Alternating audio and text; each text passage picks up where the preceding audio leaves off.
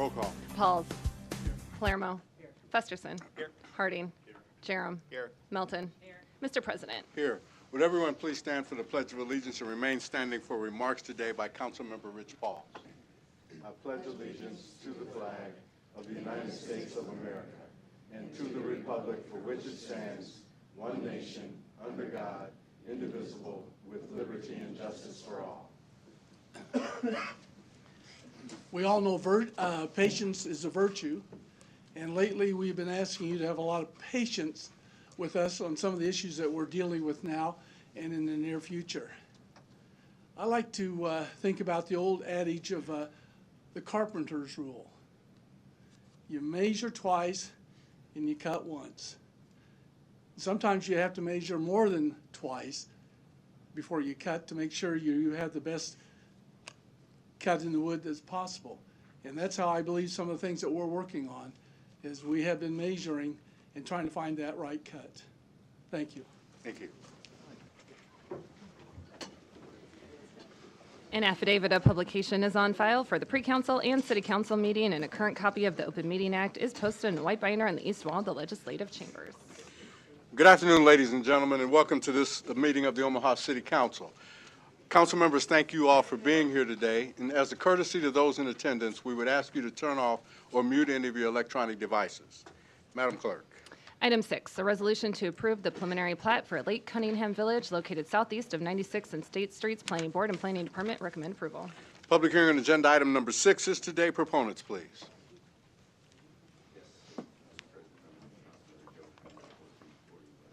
Appearing on behalf of the applicant. Also with me today is Joe Foley of SEH Engineers, consulting engineers on this particular project. This is a preliminary plat at this stage.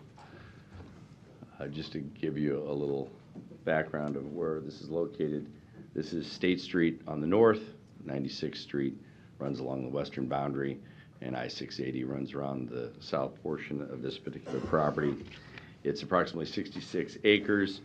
It's currently undeveloped. As you can see, it's got a lot of drainage ways and such that you'll see in a minute when I put the site plan on for the plat. There's a lot of green space here. So you have I-80 to the south. You've got ag, residential, and industrial to the west. You've got ag to the east, and then you've got some acreage development to the north. As far as the proposed site plan, let's see if we can zoom this out a little bit.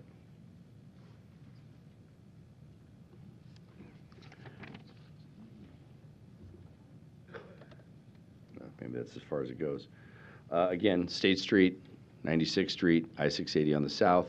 This is a single-family detached residential housing development. There are 229 single-family detached lots in this location. There are 19 town home-style units in this location. There's 19, so there's a total of 248 units in their entirety. Again, on 66 acres. There are a vast number of outlots that you can see that are spread throughout the development. The density, and there's 18 outlots, the density is about 4 units per acre, so it's very, very low density. As far as the single-family detached housing, they're estimating that to be about $250,000 per home. And then, of course, these townhome-style units on the southwest corner are expected to be about $150,000 each. As far as the public improvements, this will be done through an SID. We are looking to widen State Street and 96th Street to a 3-lane section. We've met with the county, we met with Public Works, and so that'll be a good improvement from the exterior public improvement perspective. We have favorable recommendation from the department, of course, and from the unanimous recommendation of approval from the planning board. So it's a pretty simple development. We had a couple people in opposition at the planning board. I think Mr. Winninghoff is here today. He's on the south side, or I'm sorry, the east side, and then downhill from this development.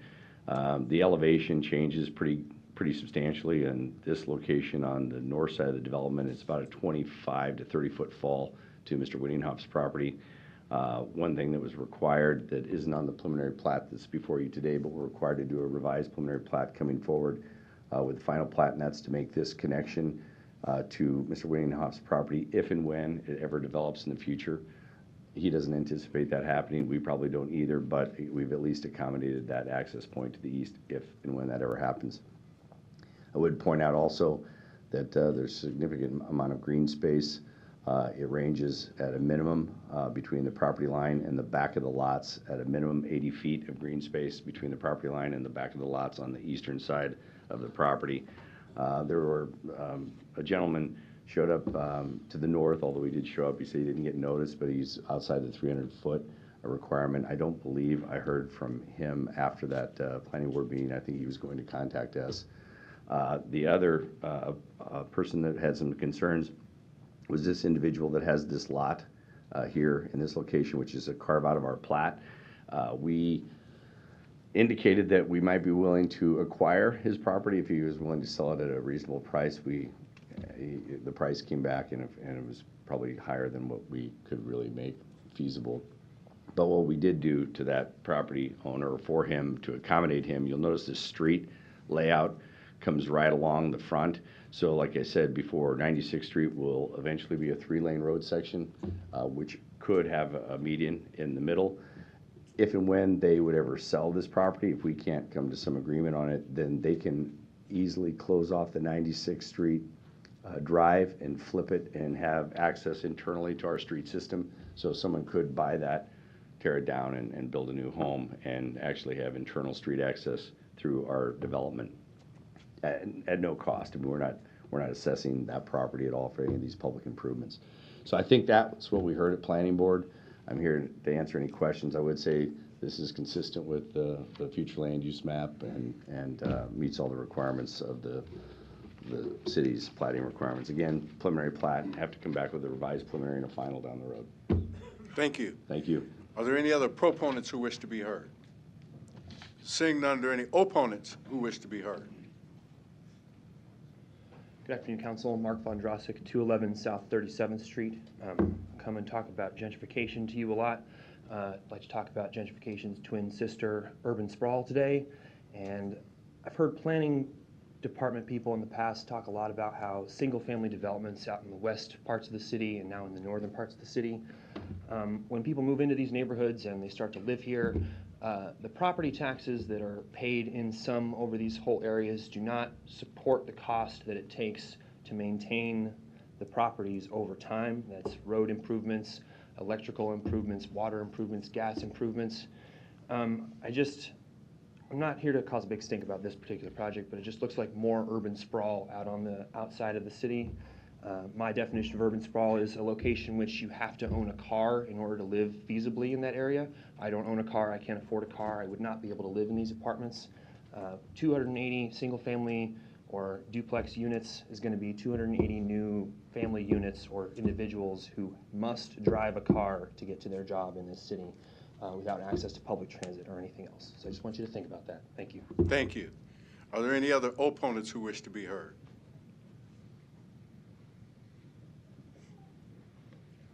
Good afternoon. I'm Terry Teutsch. The address 9420 Woodney Circle. It's approximately a half a mile north of 96th and State. My husband and I also own a business, office at 7250 Reynolds Street, 68122, which will come into play in a little bit. I was unable to make it to the planning. I'm really bad at this, aren't I? Yeah. Oh no, I think I can get it. I was not able to make it to the planning board meeting because I had another appointment. But I did want to come and voice some real concern about this project. It might look good on paper, but there's a lot of obstacles. As you can see, this is the piece of property that Mr. Jobin has been discussing. This is developmental reserve and general industrial down here, and all of development reserve here. From State Street up to Bennington Road is all acreages, never to be, these are all individual houses that you will see with driveways, so it doesn't really fit with the master plan, although that might be the master plan, but I don't see any of these people that own these houses moving anytime soon. It's way too dense of a development given where it's surrounding. Like I said, they have acreages to the north all the way to Bennington Road. There's farmland, acreages, and a cattle farm less than a half a mile west of that area. MCC has their tech school down on Irvington Road and State Street, and I will tell you that if you have not driven on 96th and State, it's extremely hilly, and at the crest of the hill at 96th and State, if you get behind a CDL learner guy, you are going to be sitting there for a long time before he can pop that clutch and get it into gear, so it's not the greatest area. To the east is farmland that has a permanent easement that I know Paul will talk about, and as far as the Ricks home that Mr. Jobin just referred to, it will swallow that home, and it just looks like a housing area is going to be thrown up into that area. Four-way stop at 96th and State is a mere suggestion. If you were to sit there for any length of time, it doesn't even make people slow down. They blow right through the stop sign. And unless there's a lot of traffic mitigation, I don't envision that changing at any time.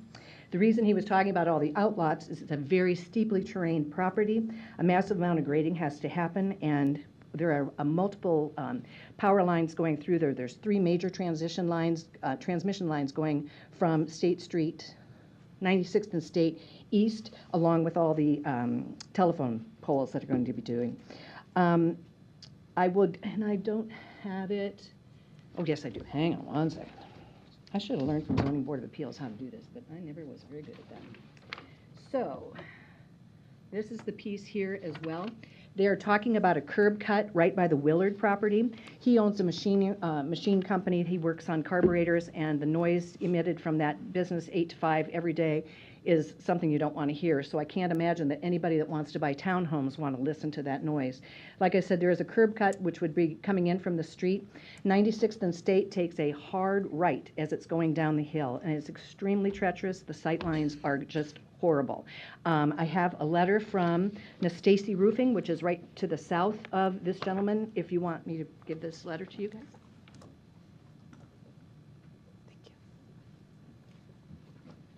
They were unable to be here today. I guess the question too, as far as the R5, I have from the zoning board that it allows considerable latitude in the physical design of the housing, but it's also adaptable to both established and developing neighborhoods, as well as to transition areas between single family and multiple family development. As you can see, there is nothing in here that would indicate that that is a transitioning or not. I mean, this is Paul's property right here, and like I said, this is all farmland.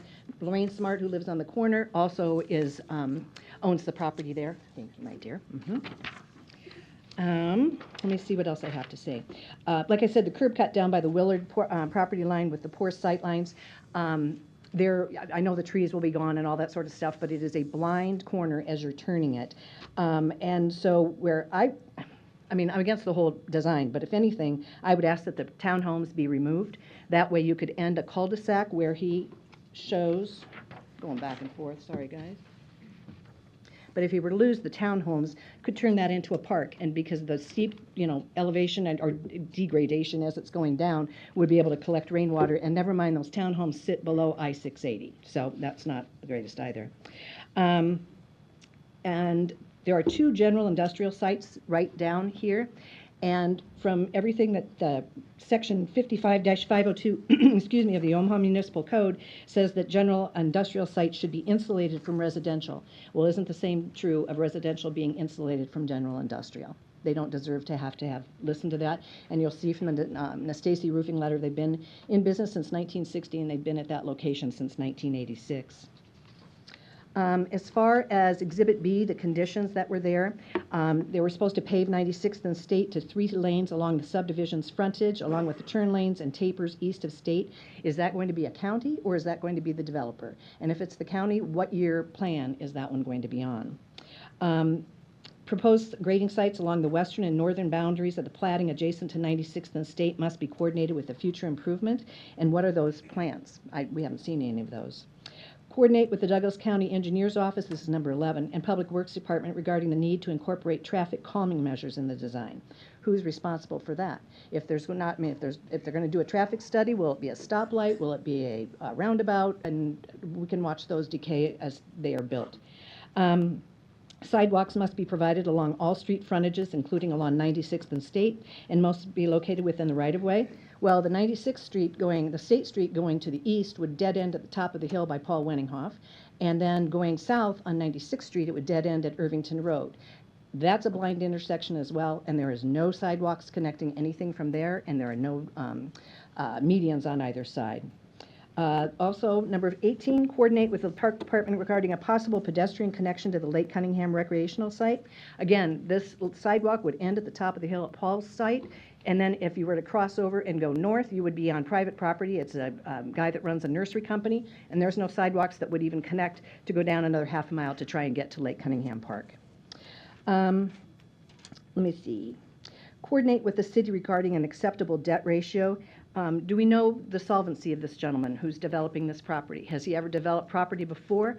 And if so, where is it located and what is the success of that? So, I guess what I'm saying is that, and the reason I mentioned my property at 7250 Reynolds Street, there was a piece of property, we weren't within the 300 yard or 300 feet, whatever. We found out about it, and it went from DR to R6. And as soon as I got that designation, it immediately was put up for sale, and nothing has ever been developed with it. Now, granted, it hasn't been a long time, but it's up for sale. Is that the same thing that's going to happen here? So if it's already been rezoned, can it ever be rezoned back to what it was, in case there is a problem with solvency? I mean, I think the city or state, county statutes state that from the time this thing, if it is approved, which I'm hoping you will at least pump the brakes and go out and look at it. I know you can't all go at the same time, but I would recommend that you drive the area. You know, it's easy to access, but you really need to see it to understand the scope of the problem. But anyway, so what I'm saying is that I believe that it has to be within 2 years, if the plat is approved, that he has to get in sewer, streets and all that sort of stuff. And is it that even feasible? I mean, I don't know anything about this developer.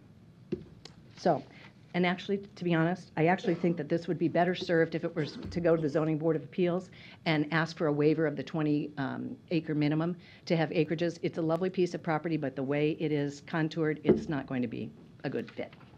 Thank you. Thank you. Are there any other opponents who wish to be heard?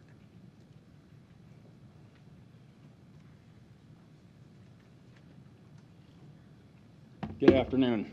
Paul Winninghoff, 6707 Winninghoff Road. I am a member and a manager of Winninghoff Enterprises, which owns the property directly to the east of the property in discussion.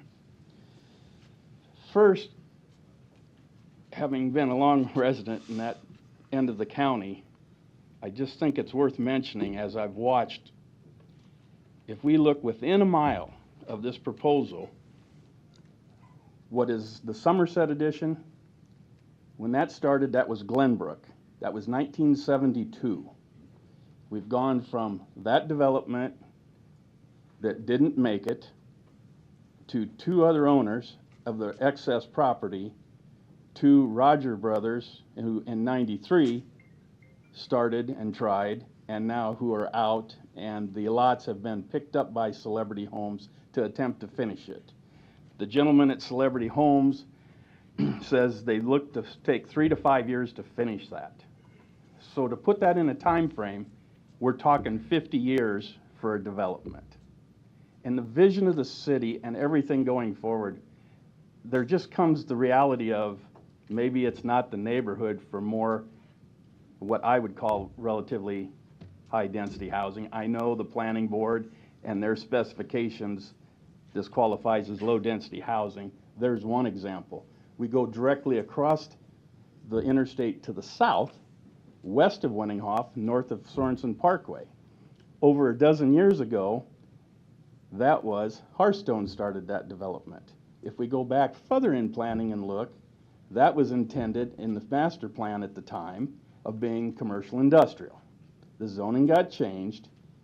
Now came the pitch, they got it done, and so here come residential. We're now 12 years later, Hearthstone is no longer in business, and Celebrity has acquired the remaining lots and are attempting to fill it. It's not the fastest developing end of town.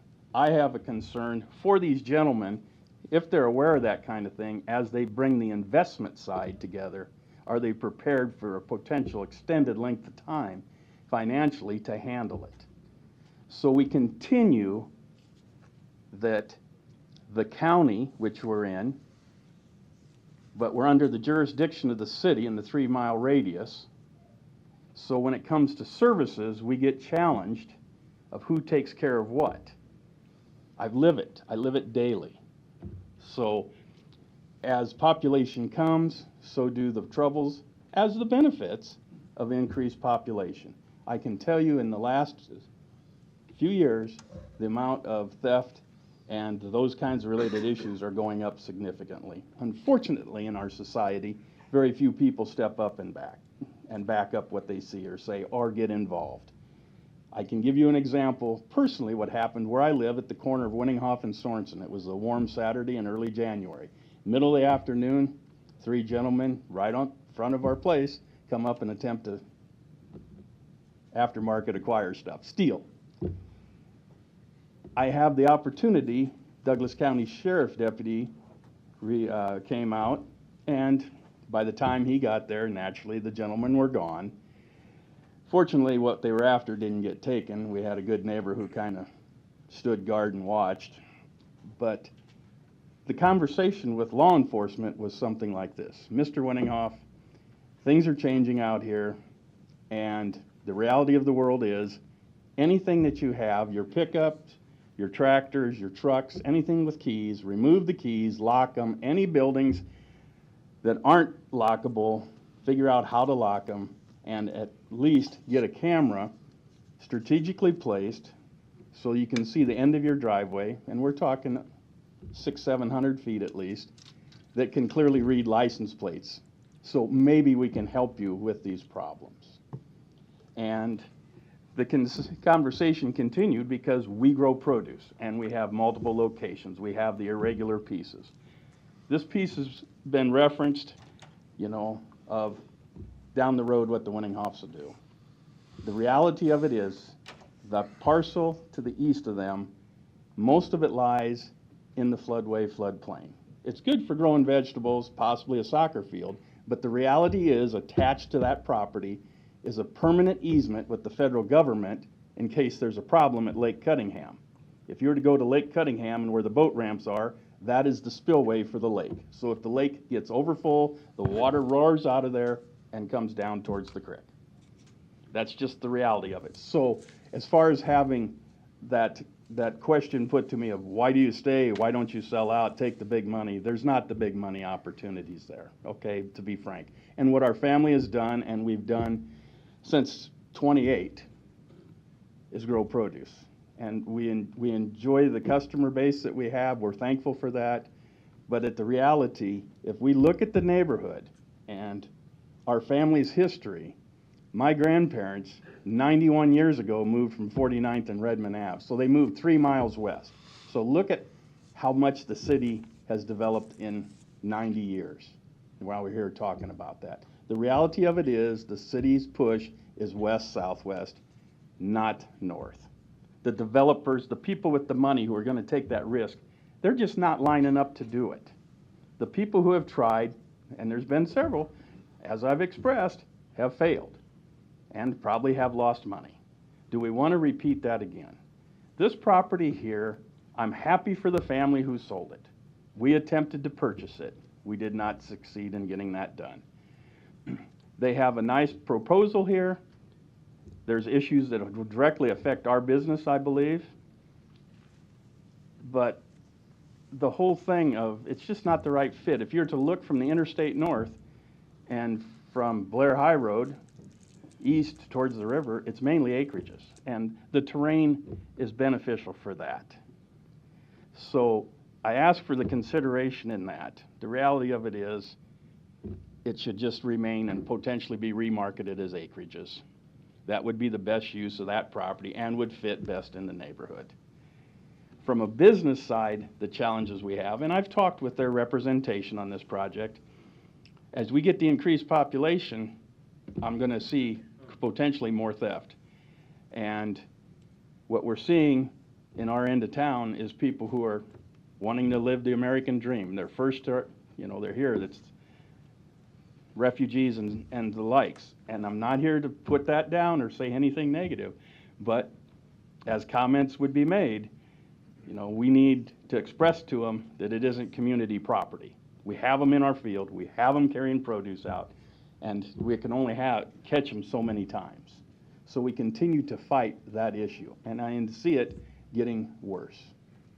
So not only that, as I look and say they're going to add 200 plus units, the population, yeah, that's good to have that potential customer base, but here's a major thing that's changing in what we do.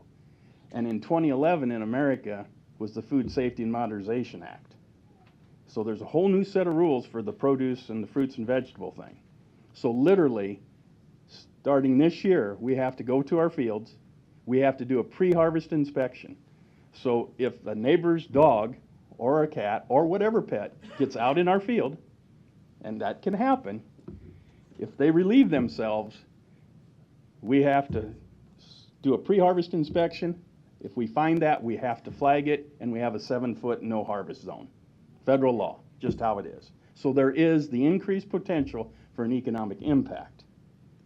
We've talked with them about a possible fencing, and they left with there would be receptive to that. So personally, I'm against this project as presented going in. I see it better as remarketed for acreages. If it's to move forward, the bare minimum is to have a fence, and I would request a 6-foot tall fence with barbed wire strands on the top that will do the greatest good for us on that west property edge. I would like to just read one little thing, because as we go forward, and it is of concern, and we have parts of the country where they're giving more respect to agriculture and its necessity and having it as a good neighbor. Now, we constantly fight it as development happens, just physically to move equipment around and move product in and out of our fields. In reference to land and best use of land, just something for everyone to think about. It's not going to be the difference maker today, but to think about going forward. A May 2018 report in Modern Farm magazine, there's 31 million acres of farmland have been lost to development between 1992 and 2012.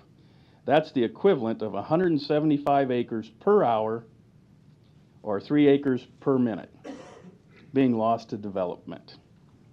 Of those 11 million acres were some of America's best agricultural land, with 10% of the world's arable acres located in the United States.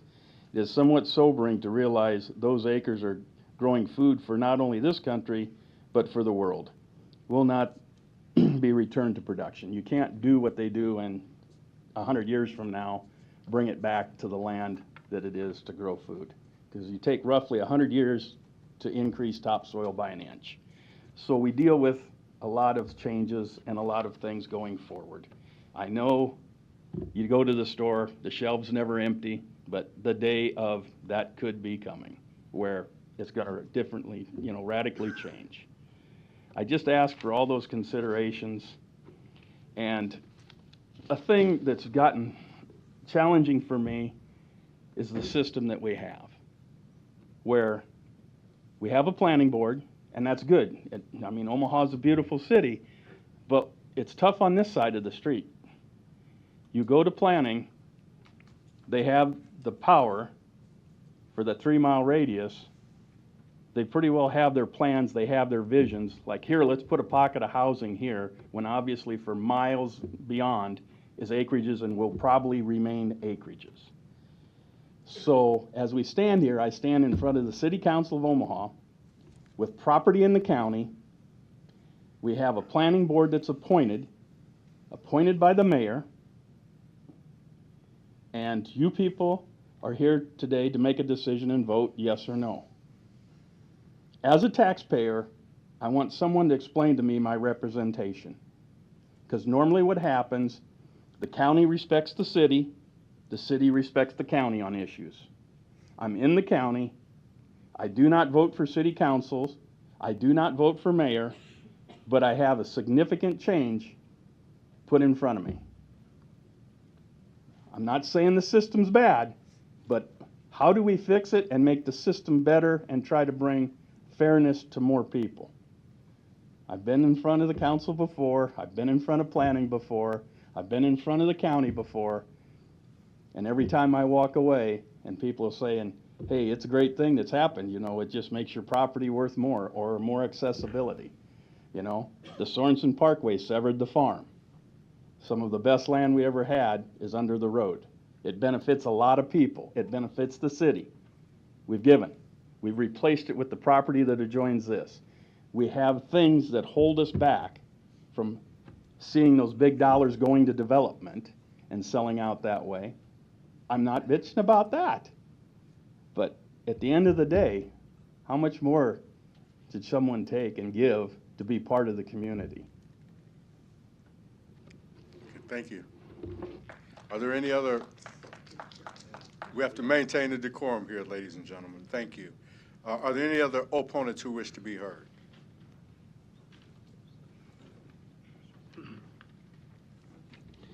Larry Shore, 5015 Lafayette, Omaha. I do not live in that area. I don't know a whole lot about that area, but I'm opposed to the item 6 itself for a number of reasons. It says there that it's already authorized by the planning department, so I don't know why we really need to have a vote. The other reason I'm against it is, maybe I missed something, but is this a presentation rather than a hearing and testimony?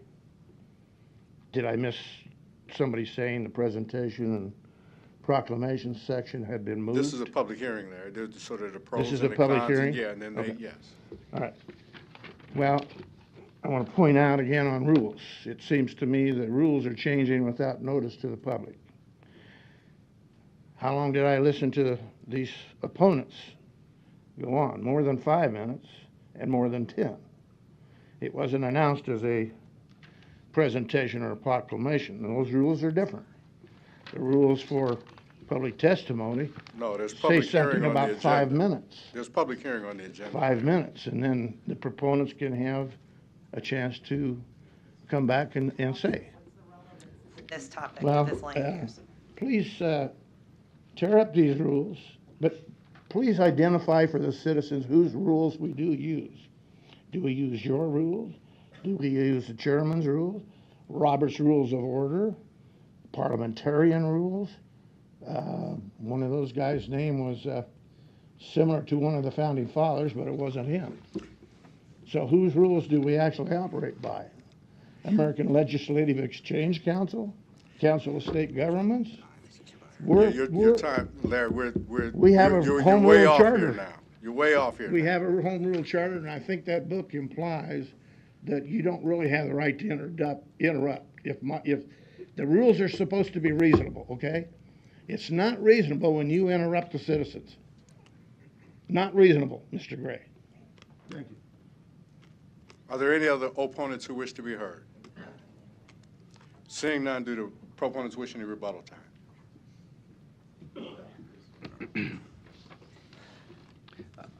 Yes, Mr. President, members of the council, Larry Jobin, 11440 West Center Road, appearing on behalf of the applicant. Yeah, just a few things. This particular development is within currently the present zone of development, meaning it's ripe for development. It's sewers, anything south of State Street, I believe, is in the present zone of development. This is low density under the future land use map of the master plan. It calls for this property to be low-density residential housing. Again, low-density residential housing is defined as anything that's 14.5 units per acre or less. This particular development is 4 units per acre, so it's really low density. Of the 66 acres,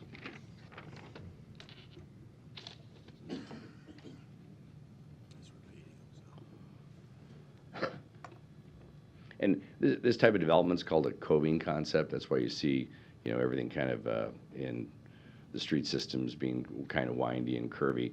But of the 66 acres of this development, there's approximately 30 acres that are green space. So almost half of this development falls within one of the natural features and/or green space throughout the development. So this is very, very low density residential housing. We did meet with the county with respect to State Street and with respect to 96th Street. They see this development as great opportunity to improve not only 96th Street, but also State Street and help defray the costs of those improvements. Eventually, there will be an intersection improvement here that will be done by the county. I believe they indicated that it would probably be in 2021 that they would install that intersection to meet up with the roadway improvements, exterior roadway improvements that are called for by this particular project on 96th Street as well as State. This ultimately at 96th and State Street will be a signalized intersection, of course, when it's warranted. As far as sidewalks along the exterior, that's part of our subdivision regulations, so we're complying with all the requirements of the city. We reviewed the recommendation report. We find all the conditions acceptable. We can meet all of those conditions, so we're not concerned with that. Get you to wrap it up here. Yeah, that's, again, I'm here for questions, but I just wanted to point out that this is low density. It is consistent with the master plan. It is within the present zone of development. It is a good opportunity, and it is appropriate for the area. Thank you. Thank you. With that, we close the public hearing. Council members? Moved and seconded to approve item 6. There are no lights. Roll call. Pauls, excuse me, Pauls. Palermo. Festerson. Yes. Harding. Jerem. No. Melton. Mr. President. No. Item 6 is approved, 5-2. Item 7, a resolution to approve the preliminary plat for OPS Pine Creek Addition located northwest of 156th and Ida Streets. Planning Board and Planning Department recommend approval. Public hearing on agenda item number 7 is today. Proponents, please. Good afternoon. Joe Zadina with Lamper Nearson, 14710 West Dodge Road, here on behalf of Omaha Public Schools. Here to answer any questions that you may have. Thank you. Are there any other proponents who wish to be heard? Seeing none, are there any opponents who wish to be heard? Seeing none, public hearing is closed. Moved and seconded to approve item 7. No lights. Roll call. Pauls. Palermo. Festerson. Yes. Harding. Jerem. Yes. Melton. Mr. President. Yes. Item 7 is approved, 7-0. Item 8, a resolution to approve the preliminary plat for Old Town Commons located southwest of 204th Street and Honeysuckle Drive. Planning Board and Planning Department recommend approval. Public hearing on agenda item number 8 is today. Proponents, please.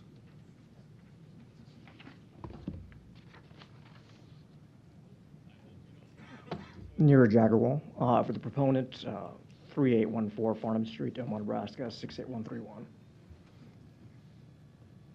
Here before you is a development at roughly 204th and Blondo out west. Really what we're proposing is a mixed-use development. It would be approximately 17 acres. A large chunk of the project would be market rate residential townhouses. These would be for rent. Really a mix of 3 and 2 bedrooms. And really the aim here is to provide something that's we found missing in the market, more rental townhouses than apartments that would allow renters to have really the comfort and convenience of a home without the burden of a mortgage. And that's really what we're looking to do here. It's approximately 114 townhouses.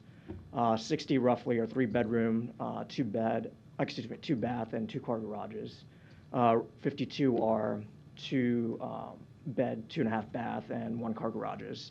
There will be 2-to-1 parking for the entire site, including surface parking. We also will be including a tennis court and amenity area. So here we have shown a leasing office and a tennis court/basketball court for families. Other components of the project include 3 commercial lots, which we're targeting just to be office users. The roughly 4-acre lot is pending. It's anticipated to be a healthcare user that's established in Omaha, and the other 2 are yet to be identified, but we're anticipating office uses as well. Really the goal is to start development on the multifamily portion spring of next year, assuming approval is in order, and then kind of proceed with the office components probably in the second half of next year. But with that, I'd just open the floor to any questions you may have. Thank you. Are there any other proponents who wish to be heard? Seeing none, are there any opponents who wish to be heard? Seeing none, public hearing is closed. Moving and seconded to approve item 8. No lights. Roll call. Pauls. Palermo.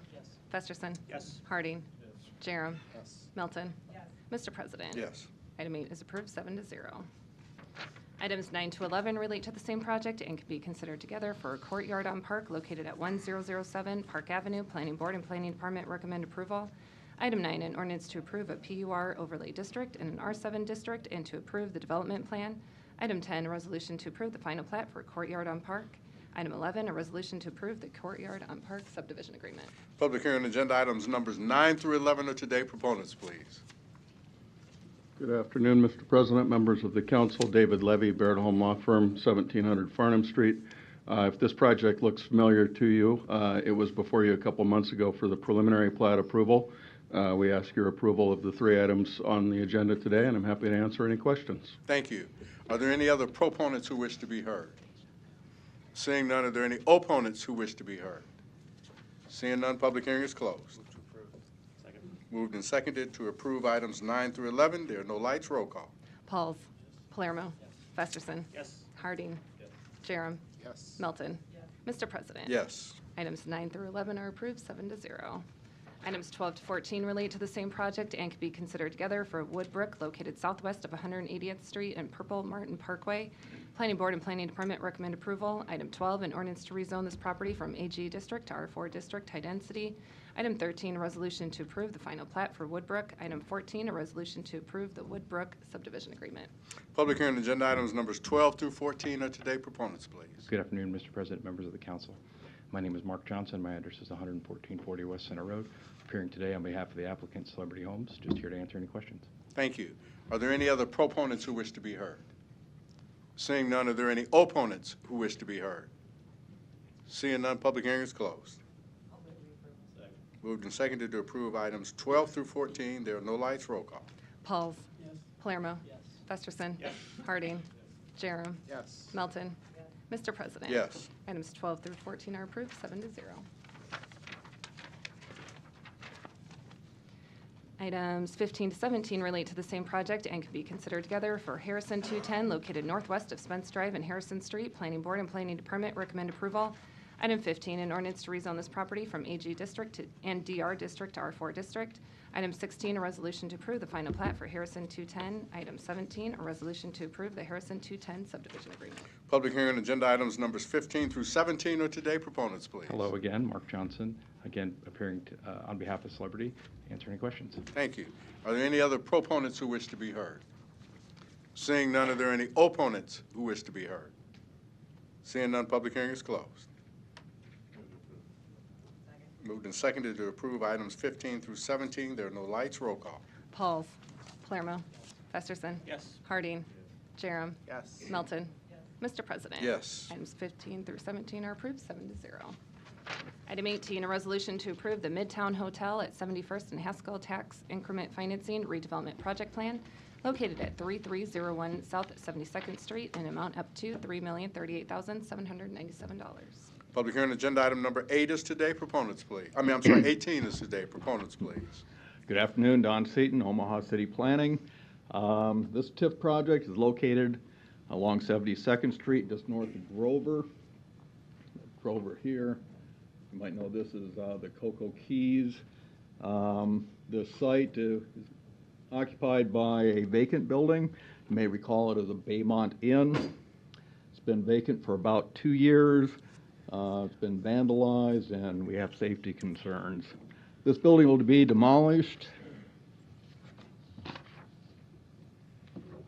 it'll be replaced by a new hotel. This will be a dual-branded hotel, 135 units, 4 stories. Be a True by Hilton and a Home 2 extended stay. They'll have shared amenities. There'll also be on the site, let's get this way, a small commercial outbuilding. It'd be like a Scooters or some sort of convenience store to help supplement the hotel as an amenity. The access to the site will be reconfigured. This actually will not be there.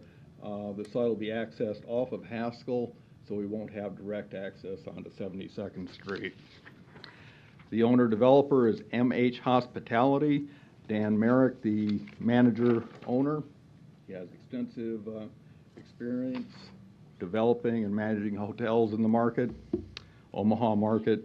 Total project cost is $18.2 million. They're requesting $3,038,797 $797,000 in TIF. Project complies with the TIF program program requirements, complies with our master plan, and we ask you for your approval. Thank you. Are there any other proponents who wish to be heard?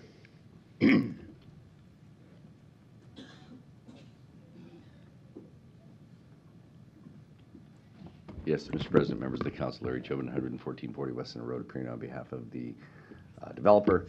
I concur with everything that Mr. Seaton said. I just want to point out that this dual brand concept is the first of its kind in the city of Omaha. And also this Baymont Hotel that currently sits there has a number of building code violations and is in a substantial state of disrepair, probably beyond any kind of renovation or rehabilitation. So it needs to come down. Something new needs to be built upon this particular site. And again, we are closing off that existing entrance onto 72nd Street, so that's a benefit to the public generally by eliminating that access point and having all of the access go up towards Haskell Street. So with that, I'm happy to answer any questions, but I do concur with everything that Mr. Seaton said. Thank you. Are there any other proponents who wish to be heard? Seeing none, are there any opponents who wish to be heard? Seeing none, public hearing is closed. Moved and seconded to approve item 18. No lights. Roll call. Pauls. Palermo. Festerson. Harding. Jerem. Melton. Mr. President. Yes. Item 18 is approved, 7-0.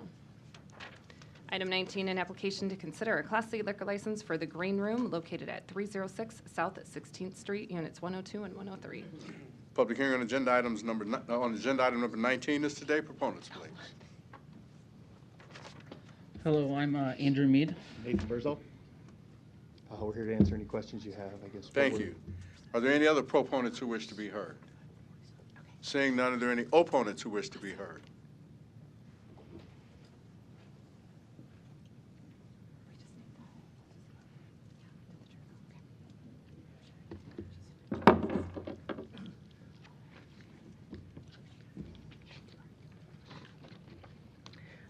Good afternoon, Mr. President and City Council members. My name is Kathleen Barrett. I own a condo in the Farnham 1600 building on the next block over here, 300 South 16th Street, which is being considered for a liquor license. I'm opposing this new bar, the Green Room, coming into my building because the owners are making assurances that it'll be a classy, quiet bar. According to their business plan, it will provide a needed break from the city, offering high-end cocktails, a wide selection of spirits, a sort of ultra lounge that combines a sports bar with a martini bar and a lounge atmosphere to appeal to local young professionals. They won't be a restaurant, but I hear they may partner with Himalayan Java across the street to bring in some food items. They'll be using marketing analytics to build and monitor their business. This is the ideal vision. We've heard this before, specifically from a new bar in the basement of the Regis building years ago that was called Silhouettes. They said they would serve lunch and dinner with amazing cocktails, steaks, and then stay open for dinner for cocktails. They would have valet and coat service, coat checking services, and their website was absolutely amazing. We met the owners. We were excited that they were coming in, including myself. But it all comes down to the numbers. Foot traffic counts along this portion of 16th Street turned out to be persistently too low to support establishments like this. Silhouettes was not able to draw enough business from the downtown area, so they had to search farther afield to generate customers. They ended up morphing into a dance club and attracted a less and less desirable customer base. When they ran out their welcome and overburdened the police resources to respond to street disturbances, their license was removed. I can't find any evidence that the owners have conducted street traffic counts, especially during theater times when they want to appeal to theater goers, or have distributed a marketing survey to potential customers asking how often they would visit the bar, how much money per visit they would spend, and what level of service they would expect, along with other metrics. It's all going to come down to the numbers. whether or not they will be successful bringing in enough business at a location where previous bars have failed. Now, during a recent homeowners board meeting of the Farnham 1600 building, the new commercial owners who are leasing this space in our building to Nathaniel Verzal and Andrew Mead of the Green Room responded to a question by one of the residents. She was concerned about noise and bar patrons throwing up. Their answer was they would be on top of this inside the bar, but not outside. This was exactly the wrong answer. What happens outside the bar in the street is everything to the residents. Now, maybe the ideal version will work. Maybe it will be a quiet, classy bar with few, if any, complaints from residents. But it does not pay attention to, if it does not pay attention to nuisance behavior by their patrons, or it starts to attract less and less desirable customers, it will not be us Farnham 1600 residents coming to the nuisance, it will be the nuisance coming to us. The Farnham 1600 building is listed on the National Historic Building Register, and we would like the new owners to respect that and treat our building and the neighborhood and we neighbors with respect. If we start experiencing increased public urination that results in more streams of urine flowing under the back door of the alley to our building entrance, that will be a problem. If we're awakened by loud shouting, loud laughter, loud arguments under our windows, or random screaming every night at closing time, that'll be a problem. If the entrance to our building is crowded and blocked by bar patrons, or they loiter in our lobby, or the cigarette smokers on the sidewalk in front of the bar harass passers-by or residents, that'll be a problem. Now, I would not expect customers of a proposed bar like this to engage in street fights and violence because they don't plan to be a dance club. But if that happens, the owners are going to hear about it. They'll all start here earning tavern reports because the residents of these condo buildings will get fed up with it quickly. We now have a massage parlor next door and this incoming startup bar. This isn't my vision for improving the district on 16th Street, massage parlors and bars. Please note, Mr. Verzal's LLC, Cannon Ale, doing business as Victory Sports Bar and Grill in Council Bluffs, was administratively dissolved by the Iowa Alcohol Beverage Commission in September of 2016. Mr. Verzal settled with the Iowa Public Safety Commission in 2015 for a $500 fine for serving alcohol to a minor. Now, I realize these are Iowa laws, but he will now have to see how he can do under Nebraska liquor laws. And this is not as important, but it matters to me. Apparently, Mr. Mead rated his own business a full 5 points on Zomato's that rates bars and restaurants. And I would rather he would come by his accolades honestly rather than unethically. Members of City Council, please vote no for granting a liquor license at this location. Thank you. Are there any other opponents who wish to be heard? Seeing none, public hearing is closed. Mr. Jerem. Yes, if the applicants could come back up. You have to state your names again. Nathan Verzal. Andrew Mead. Are you aware of the history in this particular space you're going into? We are. We've, as far as we could find back, it was a 5 and dime store. It's been over 25, 30 years since anything has been in this space. We're looking to staff it and bring light to kind of that district, make it a more safe place. 5 years ago, we wouldn't have even considered this area. Right. The neighborhood has this painful recent experience with silhouettes. Mm-hmm. It would take whatever those canisters are that the police would shoot where it deploys smoke. We've heard that. To get people to clear out. It would take cruisers that should be busy doing other things in other parts of the city, had to be deployed with intensity to get the area under control at closing time. because the prior business owner did not value his position and the ownership's position as a good neighbor. It's one of the reasons why we have today a good neighbor ordinance in this city. If you are a problem liquor license operator or bottle club operator in this city, the city has a right to proceed through planning to require you to do certain things, and if you don't, to face potential forfeiture of your certificate of occupancy. Understood. And so, given what has happened in that area in the past, we have to tread carefully before awarding a recommendation to a liquor license, given the intensity of feelings and wounds that came from that recent experience. So the first thing I'd like to know is, if you're going to be a responsible, good neighbor, why do you need the C license, which would allow off-sale of liquor rather than simply on-site consumption through a Class I license? For the C license, they are installing an event center on the second floor, which used to be the bank lobby. The reason we applied for the C is to have catering to that event space up above. Would be the main reason for the C. Is this in the same area as the veterinarian's gone into? Correct, yep, and they moved to 15th. And are you then going to be using the escalators that are in there? No, that would go to the second floor. We're main level. Okay. Our clientele would never have access to the lobby.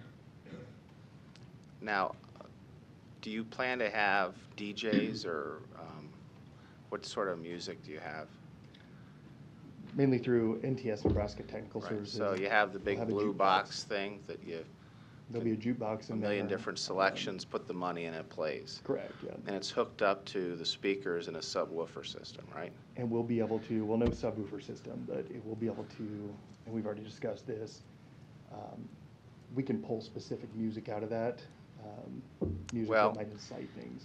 Some people, and I've heard this said, and I felt it myself when some cars go by my house, even when I'm just mowing my lawn, the boom is so intense from the bass of their, in that case, a car radio, but I've seen it in businesses that I've been in, where you can feel it, and if you're in the building above it, which we've had happen over on Capitol Ave in the not too distant past, it's really disturbing to the people who live there. So is that in your playbook at all?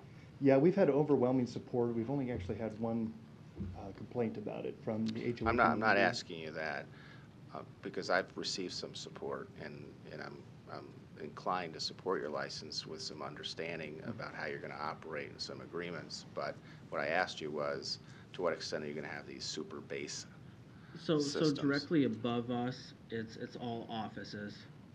So any noise would be mitigated. I believe.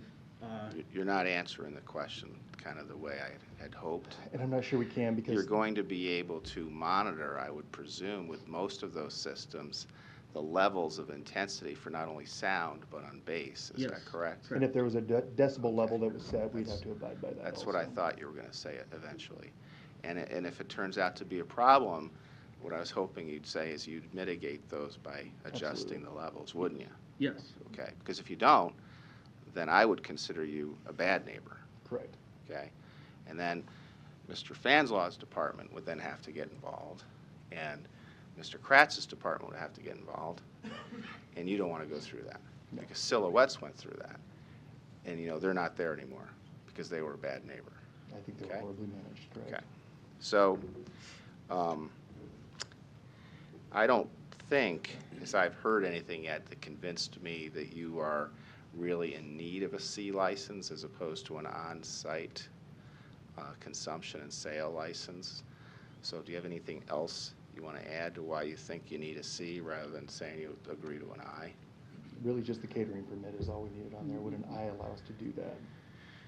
Is Mr. Acosta Trejo here today? No, he's not. Mr. Kratz, typically a catering license is a K license, isn't that right? I'm sorry, pardon? Isn't a caterer's license under the Liquor Control Act a Class K? I believe that's correct. And I'm going to put you on the spot because I should know, but I don't. But although I know there's another person in the room who knows the answer, but he hasn't been hired on this case. Can you have a I license with a K as opposed to a C? Yes. Yes. Must be yes. I looked up to the pearl of wisdom way over here on the right. So with that understanding, would you agree to amend to an I? We just went off what the NLCC recommended for a purpose. I guess the difference between a C and an I wouldn't affect the noise or the business as long as it does not affect the Well, business. part of why I'm talking about an I is even a couple of the people who contacted me in support said they were concerned about the 50 milliliter sales at the end of the night where people want to take a to-go beer and a shot, and next thing you know, it's in the alley, it's on 16th Street, there's people urinating and all that other stuff. So We don't plan to sell anything, like absolutely zero plans to sell anything like that. okay. So I think I'm hearing you say you're okay with amending to an I. The last thing I'd like you to express is, because I sense that you didn't understand that yet, but are you aware that under the Liquor Control Act, you're not only responsible for what goes on within the confines of your interior, but you are also responsible for managing and controlling the adjacent outdoor-related areas? I wasn't sure what she was referring to, Kathy. Was it when we'd never gone to an HOA meeting? Yeah, well, talk to me. We'd never attended an HOA meeting. We have Dram Shop in Iowa, so we are fully aware that we are responsible for anybody leaving our business after we've served them. Absolutely. Well, there's no dram shop in Nebraska. What Correct. I'm talking about is something different. If there are people who are causing issues or commotion, ranging from whether it's public intoxication to noise to fighting to having to have the police come to get people to leave at night, any sorts of issues that are connected to your business in that adjacent outdoor-related area, you have a responsibility to manage, okay? And there are many people in your situation who've come before you who don't really understand that. I just want to make sure you were aware that you did. Correct, yeah. Okay.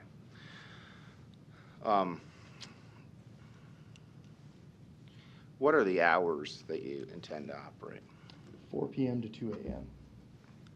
If there's an early show, we might open earlier for that. But I don't see that you've applied for any outdoor smoking area or beer garden. Are there plans to do that? that will be next summer. Okay, do you understand that there's a process where you have to come back if you intend to allow consumption outside?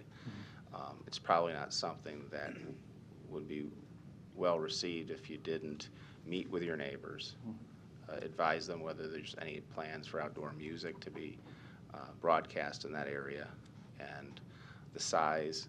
And there's also a lease that's required by the city of Omaha to do that. So,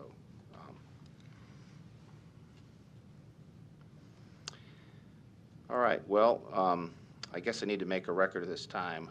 Are you available, willing, and consent to amending to the Class I liquor license? Yeah. Okay, so moved.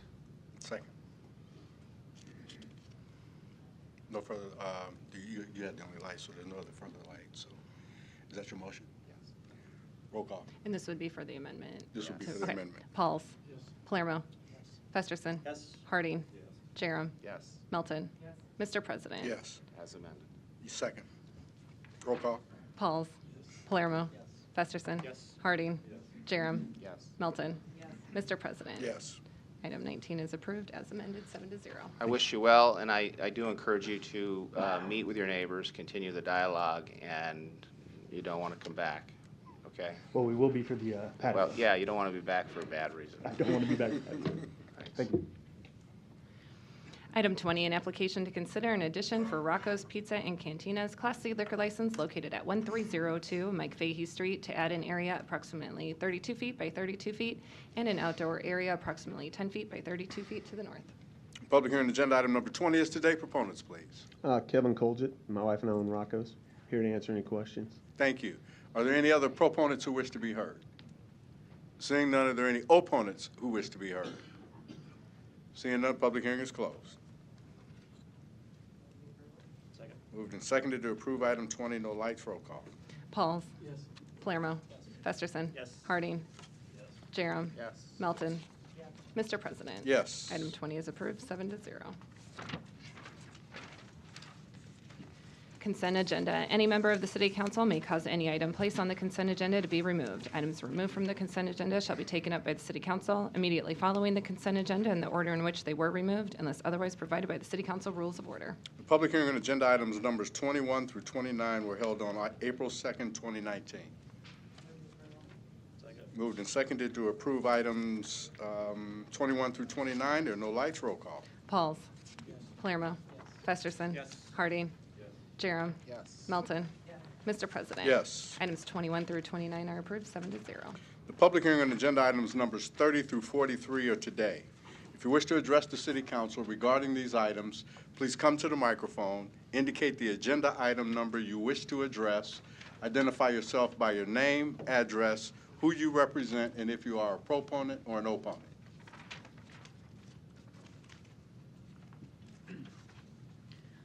Referencing agenda item 31, my name is Clark Ross, 2131 South 34th Street. I'm the operating partner of Mercury at 329 South 16th Street for the manager application. Just here to answer any questions if you have them. Thank you. Are there any other proponents or opponents on any of the items from 30 to 43? Luis Jimenez, 518 North 40th Street. Mr. President, I have a point of order on your agenda. After public hearing on the consent agenda, is the public going to be able to comment on the resolution ordinances regarding the landlord registry and so on? If someone asks some questions, the public hearing has been held. So even though you've laid it over and the city council has had discussion among each other? You're not on the consent agenda. And there's amendments to those ordinances? We've You're not already gonna had the have public hearing on that. Well, that's a problem, sir. There really is. Have a seat, Mr. Jimenez. Have a seat. Have a seat. We're not going to do this, and we're not going to keep doing this every day. Have a seat. Either he have a seat or he'll leave. One or the other. Pick one. Thank you. Are there any other people in proponents or opponents to items 30 through 43? Moved and seconded to approve items 30 through 43. No lights. Roll call. Pauls. Palermo. Festerson. Harding. Jerem. Yes. Melton. Mr. President. Yes. Items 30 through 43 are approved, 7-0. Item 44, an ordinance levying a special tax assessment for the removal of litter on certain lots in the city of Omaha, group number 2019-07. A's amendment of the whole requested by the Parks Department. So moved. Second. Roll call. Pauls. Palermo. Festerson. Harding. Yes. Jerem. Yes. Melton. Mr. President. Yes. Item 44, amended in the whole, is approved, 7-0. For items 45 through 47, A is communications and support, B is communications and opposition. Item 45, an ordinance requested by Mayor Gene Stothert to adopt a new Article 2 of Chapter 48 of the Omaha Municipal Code entitled Rental Property Registration and Inspection, to provide for the required registration of all residential rental properties and to provide for a program of inspections of all residential rental properties in phases. A is an amendment of the whole requested by Councilmember Melton, submitted on April 2nd, 2019. B is an amendment of the whole requested by Councilmembers Gray, Jerem, and Festerson, submitted on April 2nd, 2019. C is an amendment of the whole requested by Councilmembers Gray, Jerem, and Festerson, submitted on April 9th, 2019. And D is an amendment of the whole requested by Councilmember Gray, submitted on April 9th, 2019. Moved and seconded to move item A. Mr. Harding. Thank you, Mr. President. First of all, I want to thank the council for, I guess, making accommodations to have this today rather than last week. I was unexpectedly called away. Nice.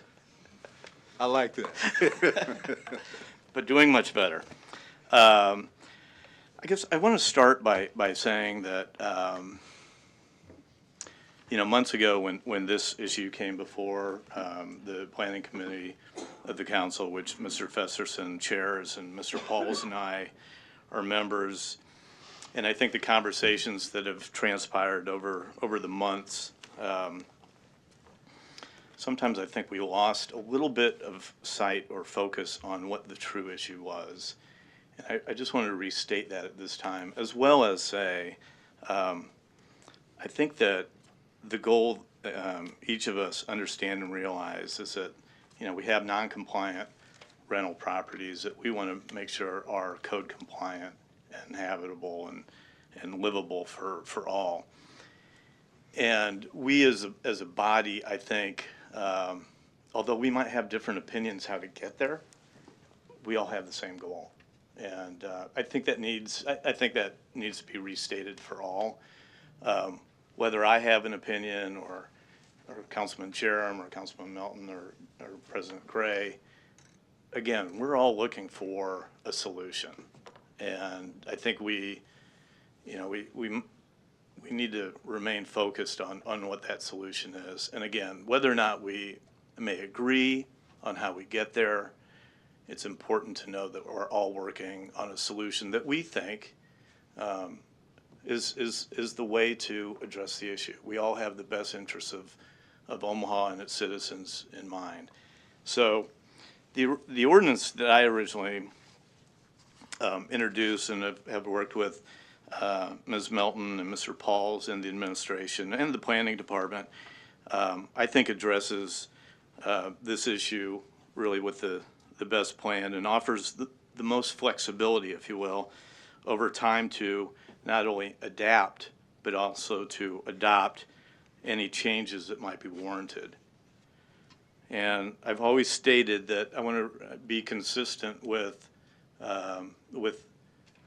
stating that I want to be open and flexible in analyzing the results of whatever that program is to make sure that we continue to tweak and continue to make those amendments to make it an even better program. I mean, it's interesting in the time that our committee spent with investigations of numerous other communities and other programs and what's worked, to what degree, what hasn't worked, why it hasn't worked. Obviously, if there were, excuse me, a simple solution to this, we would have cut and pasted it and solved it a lot sooner than where we are here today. So I want to make sure that we understand that whatever gets adopted, I want to make sure that we remain, or I'll remain open and to other options that might be available to help tweak it. Again, I think what the proposal that I submitted, I think, again, I'll talk about that flexibility a little bit, and that I think if I always kind of talked about it as take what we have, at least in general, in place, and, if you will, add ornaments to the tree. And I think if we take that approach rather than something that's, I know some have said the nuclear option. I don't want to call it a nuclear option, but if we take that approach of making those steps, I think it's easier to make those adoptions or those amendments to an ordinance rather than having an ordinance and cutting things out of an ordinance once they're in place. I think that approach seems to be a little more logical and just a little more balanced in that regard. So again, I think that proposal that at least I came up with initially, along with the input from many people I respect, I think it is responsive and flexible and can be effective. So one of the other things that I'd wanted to state too is that I'm not pointing fingers at past administrations or past department heads or people in responsibility, but I do want to state that I think with the current planning director, current department heads within the planning department, as well as staff and personnel, I think you've seen certainly over the last year or so, the responsiveness and the seriousness that this department and these people take this issue. We've had more complaints lodged and entered since last fall. And I think that's a testimony to the responsiveness that they're seeing and the seriousness that they're seeing this department and this administration take in responding to these issues. And I think that's something that we need to state, because I think, again, regardless of what's happened in the past, I think you've seen a concentrated effort going forward. And regardless of what happens here, I know they'll approach it with that same vigor. So again, I'm supportive of A, only because I think it takes that balanced approach, and it has that flexibility built into it, that as opposed to C, which offers the random mandatory inspections on a 10-year cycle. A lot of things can change in 10 years. And actually, if you think about it, the program that I originally proposed and what Amendment A is, the amendment of the whole A, and what Ms. Melton has submitted, I think will show how well it's working or not working well before you even start cycling through 10 years of random mandatory inspections. So again, I think it's that flexibility that this plan offers that is an advantage over C. And for those reasons, I'm supportive of A, and hope that we can take that approach and remain flexible and not wait for 10 years to cycle through to know whether or not that program might be successful. Thank you. Thank you. Mr. Festerson. Thanks, Mr. President. I do appreciate also the opportunity to address this issue today.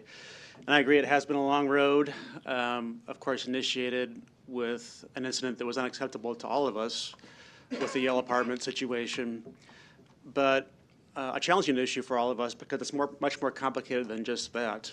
When you talk about the substandard housing issue throughout the city, and trying to address those issues while not impacting those that are doing this well, and that's a large majority of the somewhat 80,000 units across the city. So I think that's been a bit of our challenge over the last 6 months since we started trying to address this issue. And I do want to thank everyone that's here today. We've had a lot of different opinions on this issue as a result, a lot of different groups that are here today. Certainly the city departments, planning department, and legal departments that have supported us on this and helped us research this issue going forward. For me, what's been now 6 months. And for the planning committee, at least 6 months too. During that time, I adopted what I think were 4 principles to this approach that I think are still relevant today and are guiding my decision today also. And that is that a mandatory registry is needed on this issue, that we do need enhanced enforcement on this issue, that we do need enhanced education on this issue, but that we all want to focus on the problem properties to get them resolved while minimizing any impact on good operators. And I agree, we've come a long way on those issues. All of the amendments of the whole today, 49A, 49B, 49C, and 45A, 45B, 45C, and 45D, all amend what was the ordinance that was originally submitted by the mayor and adopts that structure that she proposed, but just do it in a little bit different way.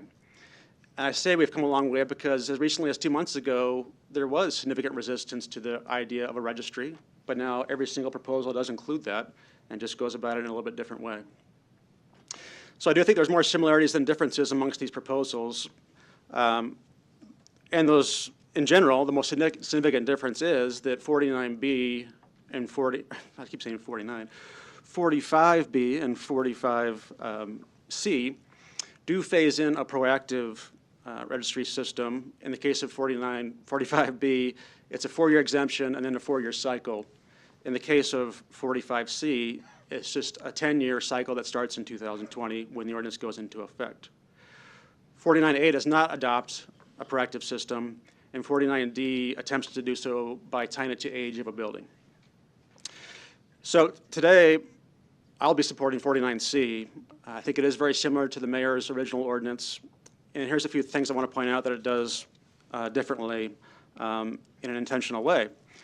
And that is that it reduces fees even more than was proposed by the mayor in that ordinance. I think we heard that loud and clear during our testimonies and during our public hearings. Registration is still free. It takes out the $500 late penalty for someone who does not register. And the rationale behind that is a couple things. One is just that, it reduces the fees should someone forget to do that and then be required to register. In an honest situation, an honest mistake, that would cost somebody $125 to then get on that list and have an inspection and then be on their way. In a situation where we could have someone who doesn't want to register or is willing to risk that $500, it does get them an inspection, which I think is justified and important because there might be an issue there.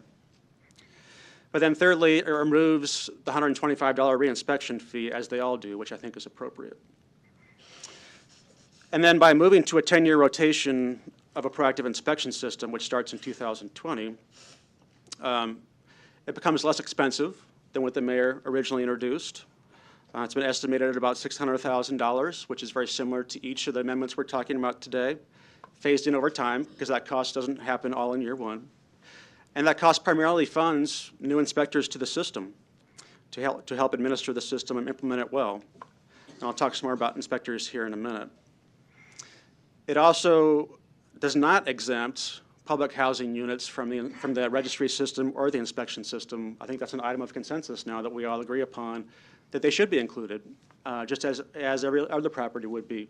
And we heard that for sure during testimony and during the public hearing as well. But then most importantly, it still focuses on the problem properties and the 3-year look back to really address those ones, the 1,000 properties we saw listed on the planning department's map, 90% of which are single-family units throughout the city, not even the apartment issue that has really attracted the most attention. But then if you're a good operator, what's this mean for you? You are required to register, but that's free. And presumably you'd have a $125 inspection once every 10 years. So it would cost you $125 every 10 years. To me, that's not overly burdensome. So this approach reduces fees and it costs less to implement, but it still focuses on problem properties, and it phases in a proactive inspection system over time that's consistent with the mayor's original ordinance and generally consistent with LB 85 too, I would also like to acknowledge.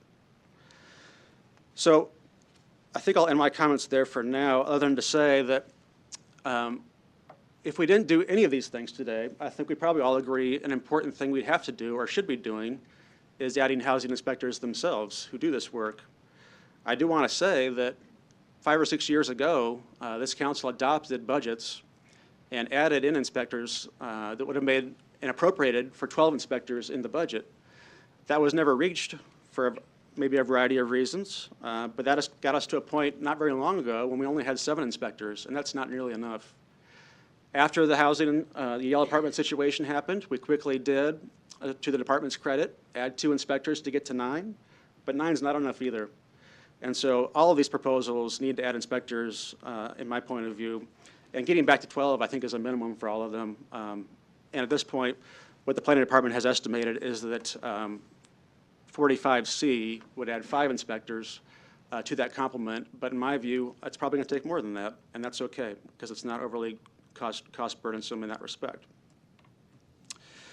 And so it'll be reliance upon the planning department to pursue that and to hire those inspectors, because that is a challenge for them, or has been a challenge for them. But I know that's something that they will do should we adopt one of these approaches today, and it's certainly something we're going to follow up on over this period of time. Lastly, I'd just say there are 2 other ideas that aren't part of these ordinances, or are mostly not part of these ordinances, but were talked a lot about by the council and by council members. 2 of the ideas that I like, and that could also proceed on their own, regardless of what we do here today. And one of those is a housing ombudsman throughout the city. That's a topic we talked about initially in our committee with the Department of Public Health at the county. I think that's a good idea. The notion is to have someone or some office that's independent in nature and definitely independent from the city and not funded by the city, as it should be, to help mitigate these issues and hopefully prevent and solve them before they even get into the enforcement type situation. and could also serve as a mechanism for further education amongst landlords and tenants. I think that's a good idea that probably should proceed regardless of what we do here today. And then secondly, the notion and the interest of the planning department of having potentially an attached police officer associated with enforcement mechanisms when cases are serious and they anticipate potential confrontation for their inspectors. I did talk to the police chief about that. I don't think he believes an detached and specified officer is necessary in these cases, but I think he does and would agree that he's willing to make an officer available whenever is needed in such situations. And I think that's important. I think that's enough for me on that topic too. So with that, I will not be supporting 49A, but I will be supporting 45A, but I will be supporting 45C, and will yield the floor for now. Thanks. Thank you. Mr. Pauls.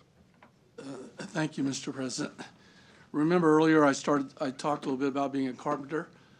Well, I did take industrial arts in high school, but I never became a carpenter. As I read this title, Rental Property Registration and Inspection, see, I see that as sort of as a mountain. And I'm trying to approach this as more like a hill. And both of my compatriots who've been on the committee with me, I'm not going to regurgitate some of the things that they talked about, but I agree. We had a long discussion about that. But there's one thing I picked up early on in the discussion, and I heard this from somebody in the planning department. We have a new sheriff in town. And I looked over at the individuals sitting over here out in the audience who work for that department, and I heard the things that they were doing, and they were really trying to make changes. I think in the past, this was on the back burner of the city. To be honest with you, I think it was. I don't know for a fact, but I think it was. Now it's on the front burner. And all of us up here are concerned about it as the planning, and of course the mayor is. So I think we're on the cusp of really doing something good. That doesn't mean we have to change what we have going on. As I see by listening to the individuals, one of the things we needed, not a lot, but we do need additional inspectors. And also maybe some help with the police when needed. I think we're rolling there in the right direction right now without making a lot of major changes, at least for maybe 6 months to a year to see how it's going. I think if we'd really sit back and use some of the ideas that we've been talking about, I don't think we're as far off as some people as watching us may think we are. Let's make it a hill. And jokingly this morning we said, I said something about having Amendment E, which I'm not going to. So you don't have to worry about that. I will support A. And if A does not go, I think we ought to rethink the whole strategy. So, because I do see people working. If those on the outside looking in do not think that we're working or that we've looked at each other with eyes crossed at times, and none of us raised our fists at each other, but we did have concerns because we were coming at this from a different point of view. But as Councilman Brinker said, our heart is in it to make this a good deal for the city. So I will leave it at that, but at the moment I do support A. Thank you. Thank you. Ms. Melton. Thank you. Well, first, I think everybody has worked very hard on this, and I toured many of the concerned properties. I want to thank Hannah from Restoring Dignity, who I know can't be here today because she has a sick kid, but I know she's watching, and I want to thank her for all the work that she does on behalf of many people that don't even know what their rights are. And I really appreciate her organization coming forward. And what I love about the city of Omaha is really our citizens don't have to rely on us to fix all their problems, because we have so many wonderful people out in the city who do so much good work, such as Restoring Dignity, such as members of the churches, OTOC, Catholic Charities, Lutheran Family Services, all of the other ones that are helping the refugees with their settlements. Now, I do think there are some additional things that can be done, such as follow-up with those persons. Because, by the way, no matter whether we pass something or not pass something, whether you pass A or C, we're not solving all the problems that we have. Not even coming close. So I don't want everybody to pat themselves on the back if something passes today. Oh, by the way, no tenants are ever going to live in awful housing. We aren't going to have landlords out there that are going to change their leases to 30-day leases, so that, well, they're out anyway if they have a problem, even if we're doing the proactive inspections. So there's going to be problem landlords that are acting immoral. What I would like to see is hopefully more help, more education for the people that are living in apartments or have landlords that are taking advantage of them, because we already have a Landlord-Tenant Act in the Nebraska statutes that they can get relief from the courts, not from this ordinance. And so there's a lot more that needs to be done for people that are living in substandard houses, a lot more. But we can't look to the 7 of us in the city of Omaha to do all that. What we need to do is help coordinate the number of agencies that are out there. We need to help get people to legal aid. We need to be able to let people know what their rights are. Perhaps even, bolster up the Volunteer Lawyers Project. I see Mr. Levy out there who probably knows what I'm talking about, as well as Councilman Jerem. So there's a number of things that we need to do. So no matter what passes, this is just inspections. And I think inspecting the ones that have code violations, there's a lot of them out there. And I think inspecting those properties can probably keep Mr. Lane and his team very busy for quite some time. What I don't want to see is having the limited number of inspectors that we have and sending them out to go inspect the Broadmoor apartments, where somebody's paying potentially $1,500, $1,800 a month to live in a fairly new apartment. They don't need them inspected. So now what you're doing is you're taking an inspector off the street that could be inspecting a building that needs to be inspected, but we're going to go send them out to maybe a brand new or less than 10 years old to an apartment building where people are paying more for their apartments than I'm paying for the mortgage of my house, or many of us are paying for the mortgage of our house. So not all apartments and rental properties need to be inspected. So not only is inspecting those properties a waste of time, but it's a waste of taxpayer money and resources. So that's what I'm concerned about, and it hurts the very properties that I think all of us want inspected, because we're going to send an inspector to go inspect a property that doesn't need it. So what we need to do is continue to educate tenants, continue to have people like Hannah go out and call it in. I myself and Councilman Festerson called in apartments that we looked at. It doesn't have to be the tenant that reports it to get them inspected. And I think our team went right out and inspected it and is working on those apartments at this time. So it can be one of us up here. It can be any of you out there. So, by the way, just because we have proactive inspections, if you really want to help the people, that's what we need to do. We need to continue to educate and help people report or report it for them if they need us to. Because if you're going to wait 10 years for some of these places to get inspected, then I don't think the problem's actually getting solved. So that's why I had A. What I want to say is, I really wish that I had gotten the amendment C. Okay, I'm losing my amendments.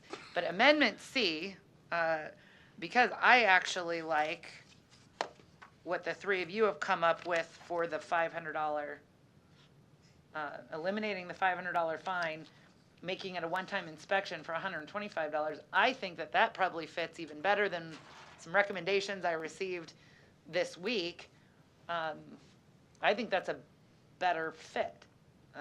So this just goes to show you, when we get amendments less than 24 hours before we're going to vote, other people have good ideas. I appreciate the fact that C incorporated the language of A that I proposed 2 weeks ago in regards to the Fourth Amendment, and making sure that if somebody refuses to consent, because that's our Fourth Amendment right, they say, listen, my apartment's good, I don't need Mr. Lane.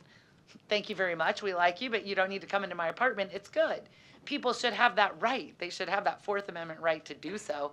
And the landlord, neither the landlord nor the tenant, should be punished for somebody exercising their Fourth Amendment right. So I appreciate you adopting my language. Had I had any time to adopt your language, I really would have an A, but if mine passes, we can always amend it. That is the nice thing. We can always make changes, which is, I think, I won't repeat what Councilman Harding said, but he makes a good point. It's a lot easier to add to an ordinance than it is to take it away. Just like any tax that we've ever done. Once it's there, it's really hard to get rid of it. Much easier to add, right? Much easier to add. So that's the reason I have this. We care a lot, and when we had our meeting, one of the things we talked about, you don't need to put everything into an ordinance. A lot of things that you can do is with policy. So the mayor with policy can do it. And one of the policies that Mr. Kuzi, our city prosecutor, instituted shortly after he became the city prosecutor was having a prosecutor that solely focused on these landlords in the substandard housing. Prior to that, and back in my day when I was a deputy county attorney, it just happened to be whatever city prosecutor was in the courtroom. Therefore, if they didn't object to the continuance, they wouldn't have to do anything with that case, and they could just push it off into another prosecutor 6 weeks later, 3 months later, and they did. They just kind of kicked the can down the road, and they allowed landlords to kick the can down the road. Now what I see judges who are becoming very aware and concerned because you now have one prosecutor that's saying no, we're not going to continue to kick these around. We're going to hold them accountable, and we're going to make sure that they are doing what they need to do. Or, I mean, these are criminal consequences, or they can go to jail. And so that's just a policy. It didn't need to be put in our ordinance, but it's something that we have done that we're making a lot of progress on.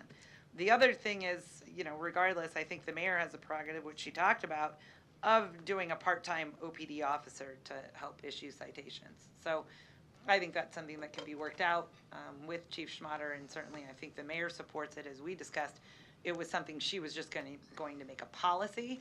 Again, didn't need to be in the ordinance. So I just wanted to kind of call attention to some of those things that in addition to this, we were willing to do. And I know even with my ordinance, it adds 2.5 inspectors. I don't really want to see half an inspector, so I'm going to assume you'd hire 3. And I do think we need more housing inspectors. I want to be able to get out and inspect every apartment that has a complaint within a really short period of time, because we don't know how dangerous some of these apartments are until we get there. So we need to have more inspectors. And I think what you're going to find is we're already seeing progress right now.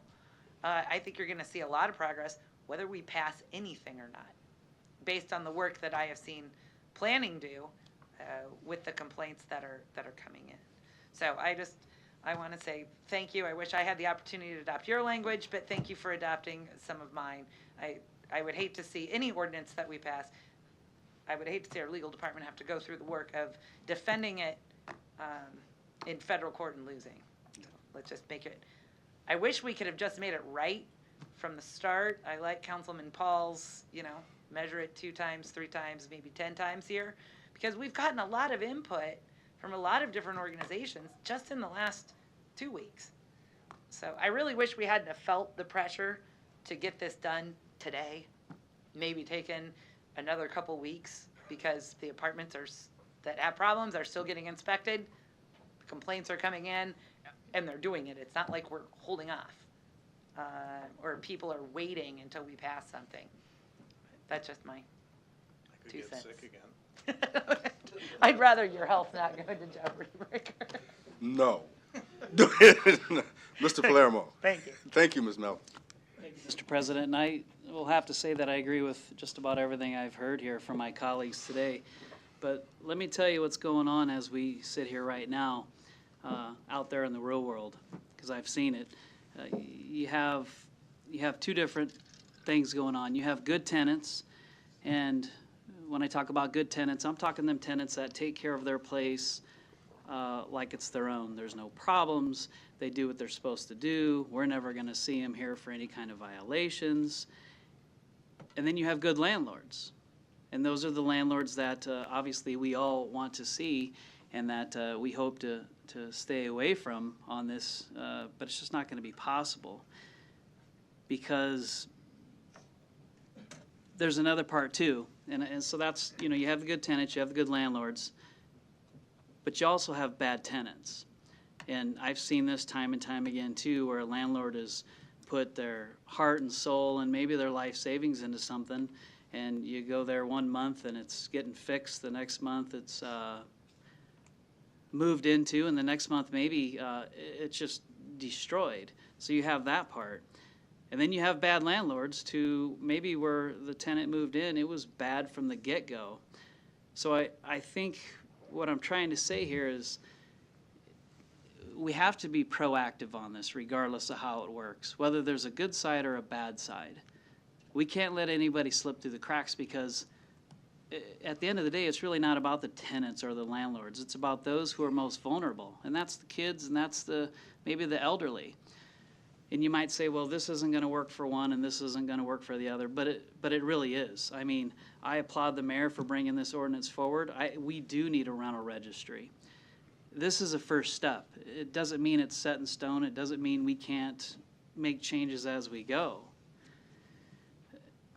And we talk about Tommy Rose Garden, and I'm going to say Tommy Rose Garden because in my former life, I had been there many a times. I have left form after form, and I'm talking 20 years ago, for problems. And here we are, fast forward, and this seems to be the leap into where we are now. What happened over the last 20 years? What about all them forms I left for problems? How did it get to this point? You've heard, you know, different leadership, and we're not going to blame anybody, and I'm not either. There's an education part to this, and we're seeing it. And regardless of what we approve, A through Z today, the education is going to be the biggest piece, because now people are aware, whether you're good, whether you're bad, whether we see you in 1 year or 10 years or whatever it is, you're going to know somebody's looking over your shoulder. If you're a good landlord, don't be worried about it. And definitely don't be worried about the cost. I did the math, and my phone calculator has too many zeros and decimals of what it would actually cost you over a 10-year period.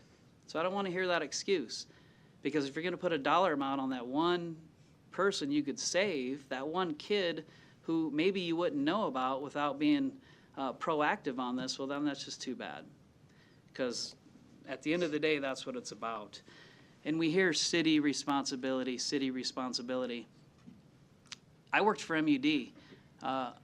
There was times when I had to call in on certain houses, whether it was Main Society, whether it was CPS. Nobody ever wanted to do it.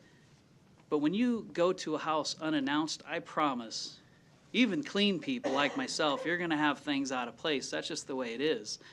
But unfortunately, you're going to walk into things that you just shake your head at. And if you haven't seen it, like I did for years and years and years, you would not believe what goes on out there.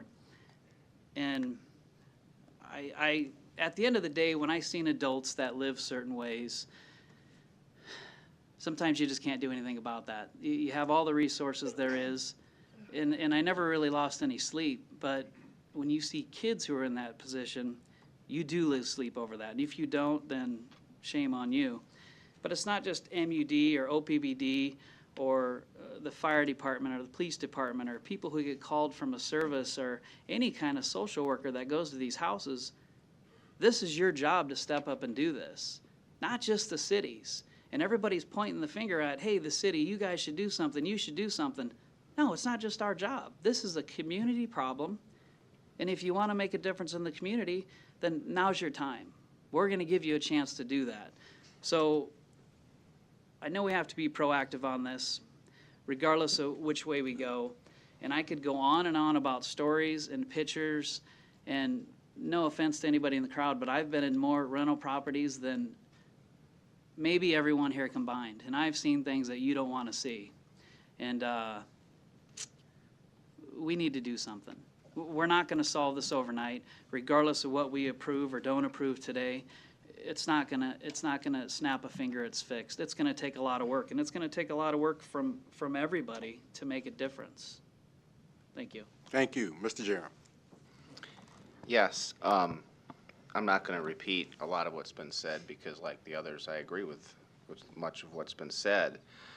For me, the biggest question comes down to what's your view of proactive inspections or not, and the reasons behind it. I have good friends and neighbors.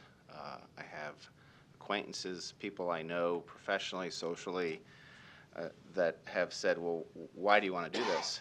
And because for me, I'm keeping in line with the mayor's leadership and initiative for proactive inspections as a critical component of anything I would vote for as a matter of public health, life safety, and strong neighborhoods.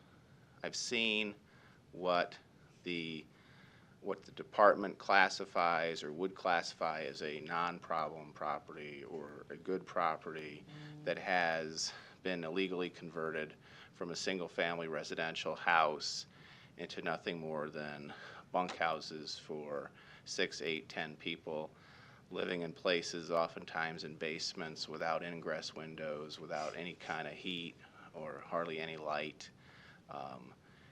I've seen other cases where there's shared ventilation systems, where people are trying to get by with allergies, where one tenant has pets, the other one doesn't, one smokes, one doesn't.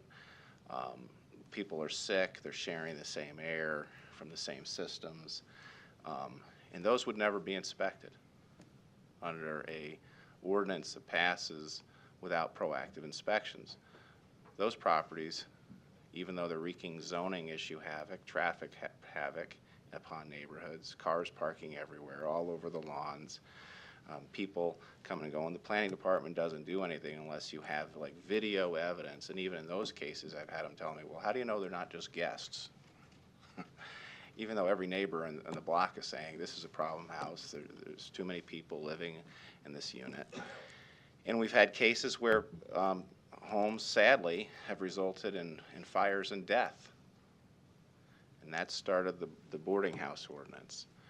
And so while this is a far cry from what my friend and colleague to my right and I had introduced to get this community conversation going, I'm glad that it has stirred the conversation. It has generated so much interest, so much input, so much advocacy. To the gentleman who brought the book, thank you. I read it. And I ought to share with you a letter I received today. I think we all did, from a constituent who talks about how she lives in the same sort of month-to-month situation, trying to get by as a senior on $40 a month for groceries, and living in places desperately in need of housing and settling for conditions likely, in my mind, that are on the fringes. And so if there wasn't going to be a proactive component, I just didn't think I could support it.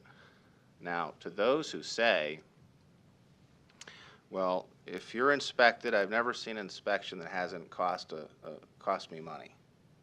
They always find something. They're nitpicking, they're aggressive, and they're problem inspectors. And in some cases, that's been documented. It's been established in the past. There have been some problem inspectors, and those concerns are one reason why you have attorneys like representing one of the advocacy groups who has shared some of those anecdotes and stories with us. And some of them have been in lawsuits. So I think some of those lawsuits got settled. So that you can't dismiss those concerns. But at the same time, life safety and public health for me tips in a dramatic fashion the need and the justification in favor of the proactive system. And this is a far cry, far short of what we wanted. Yes. And it's probably in some cases far more than the other side of the dais wanted. But item C, as I see it, is the middle ground of achieving our best chance for an ordinance that reflects the community consensus at this time, in line with following the mayor's lead for proactive inspections. And that's why I will be supporting C. Thank you. Just a couple of comments. These are the kind of items, colleagues, that we get paid the big bucks for. So I That's just a joke, mister. First of all, I wanted to take the opportunity to thank specifically OTOC, David Levy, Gary Fisher, and several others who have been involved in this effort. I appreciate you all's work because you realize, first of all, and most importantly, we have a problem. And those who think we don't have a problem, either their head is buried in the sand or they're living under a rock, quite frankly, because we have a problem. And we have to figure out how to address that problem. And that problem comes in, as my colleague Vinnie Palermo stated, he talked about 2 buckets, but I think it comes in probably 3 buckets. We have some landlords that are not taking care of business. We have some renters who are not taking care of business as they should. And then we have some other issues that make up this box. But I wanted to take the opportunity to thank all of those who recognize that we have a problem and worked together. One of the things I like about Omaha, Ms. Melton, is that we've got a number of folks that have differing points of view but are able to work together to try and get something accomplished. Are we going to get all that we wanted today? Absolutely not. But there are a couple of things that I think that we have talked about, several of us, over a period of time, that I think need to come to fruition. Number one, Councilmember Festerson talked about an ombudsman. I sit on the board of the Douglas County Health Board. We have already approved an ombudsman, and we're moving forward to make that happen.